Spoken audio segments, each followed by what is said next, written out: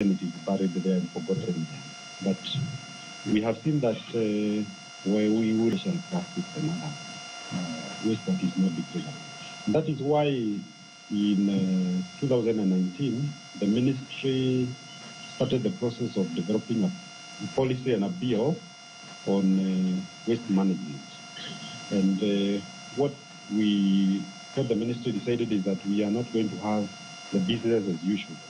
And so the ministry developed a policy that embraces circular economy.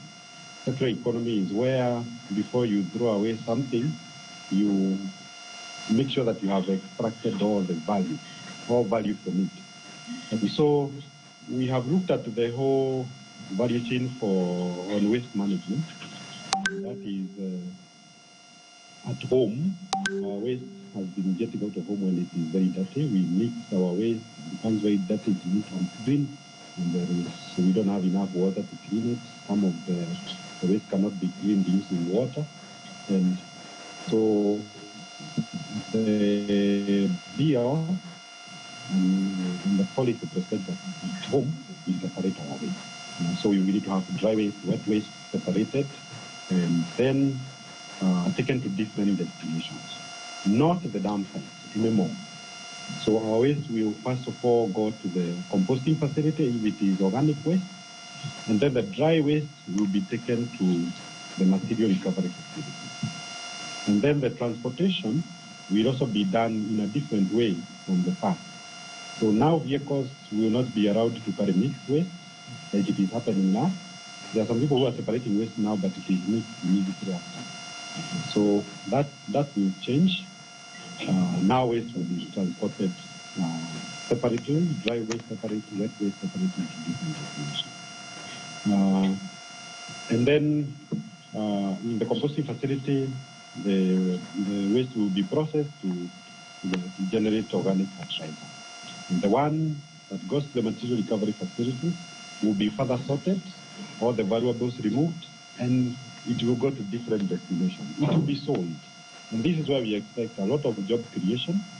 If you, for example, you take a material recovery station, it will have a manager, it will have several people dealing with the various waste, and so we have a lot of jobs because this is what will happen in our country. And then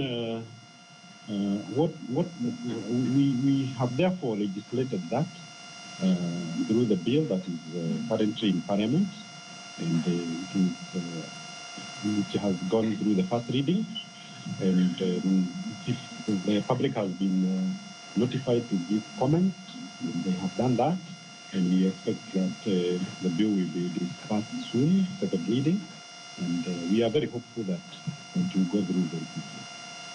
The policy has also been approved by Cabinet February this year, so we already have a policy in the country in terms of waste management. We have gone further to also develop extended producer responsibility regulations. This will deal with the recyclables, the different kind of waste that are harmful to our environment, and we would like the private sector not just to place things in the market, but also think about the consumer level of their product and the waste is generated. And in this regulation, there will be further resource mobilization from the private sector because they will be required to come together. The regulation provides a framework for private sector to come together and develop mechanisms to handle. They are able to collect, they facilitate collection, and the processing of that waste. Dr. Macharia, allow me to interrupt you and ask you to do two things for us. It seems like we're having some network trouble. Other than before, when the volume is very low, Dr. Facilitating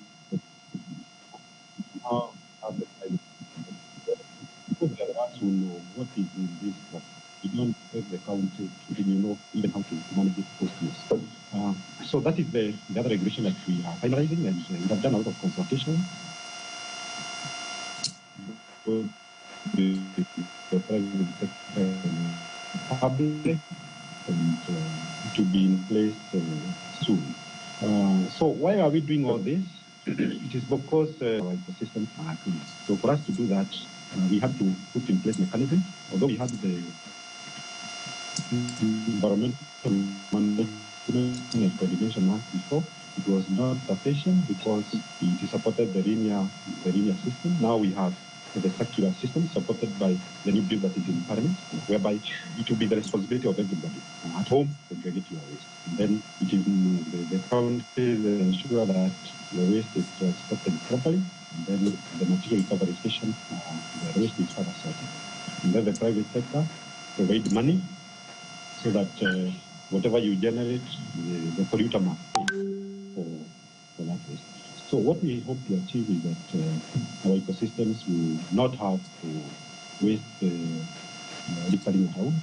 You have a clean and healthy environment. You have a lot of jobs created, and that way our waste will now become a resource.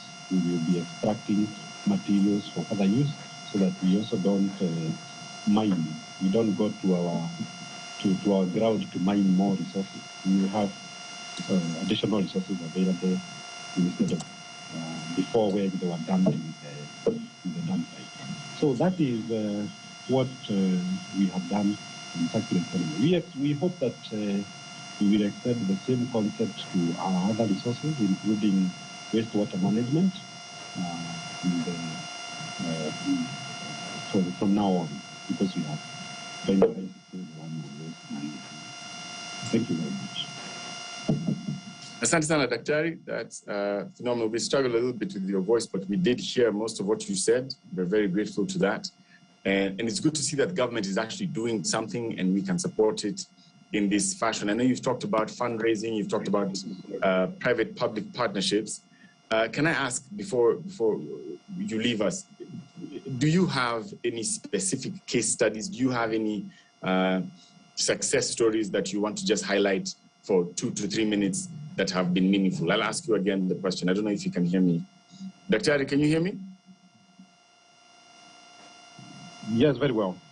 Okay, good. I was asking, are there any success stories that you want to highlight, just maybe 1 or 2 for a few minutes, for a minute or two, that show us a good public-private partnership that has promoted the environmental agenda based on the work that you have been doing in government? Well, there are several examples. There are several. Just one will do. 1 or 2 will do, just so that we can be able to understand how to do it. The one for transition to a circular economy, we already have one estate, Nyayo Estate in Bakassi. It has already embraced the circular economy. And what is happening is that the households, the house girls, the house managers, they have been trained by their employers to segregate waste at the kitchen. And that waste is taken to special rooms outside the residential area. And so everybody brings their waste to that facility when it is sorted. And there before, they used to mix everything together, but now they don't.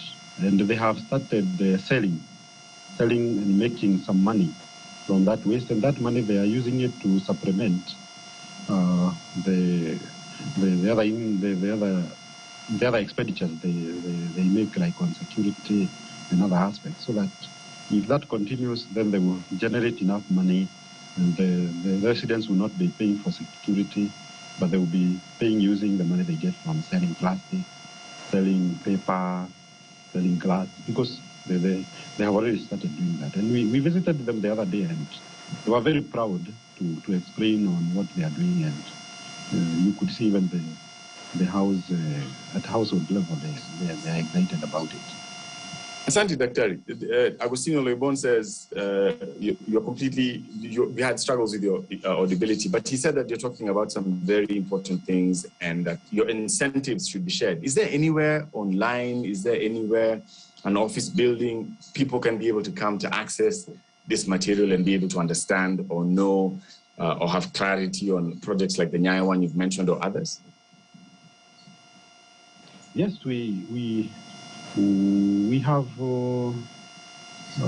these examples. I know, like the SIB has those examples. Even the ministry, we have several resources available on what is happening in the circular economy in the country. Okay, super. Thank you so much, Daktari. We're very grateful for your time. You have really given us a very good example. Jonathan thinks so as well. I'm going to get into some of the conversations we're having for 5 minutes on the chat, and I'm going to hope that that all our previous speakers are available for a few minutes so we can have a chat. Andreas Hellman has said a lot. He said a lot on the chat, but he was basically saying that we need a solution that that focuses on improving waste picker income. So it's true. I do see that there's some challenges there. Hey, Andreas, I'm going to read yours and then summarize it because it's a lot.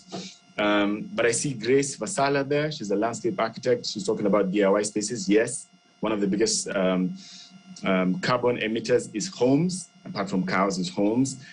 Thomas Jansen from the Danish Embassy is here. Lucy Washira, as part of plastic, we have these bottles of wine and spirit plus diapers and masks all messing up our environment. We agree with that. I see Nancy Simon, good morning. She's from Makueni County Government, and she's looking forward to spending time with us. She's put her email over there. Peter Skelton is here as well, from the UK, from RAP. John K. Barre is here. He's speaking on what Dr. Arab has put in there. Ali, Deputy Director of Field Operations and Devolution at NEMA. His email is there if you have anything to want to ask NEMA. These are good contacts to keep for a later date. And there's more, very cool people. I see Mikhail, he's Kenya News Agency, who's here. Gladys is here. Mitesh is here from the Streamline Recycling Company in Kisumu. I also see Willis Ojuang, and he's from Bidco. We've always had some great support from people at Bidco, including the Marsha, so that's very nice to have. Alex Disson, Leslie is here. There's a lot of good people. So very grateful for the time you're spending with us. As I said before, we're on KTN. You'll be able to see yourself on TV, which you never have.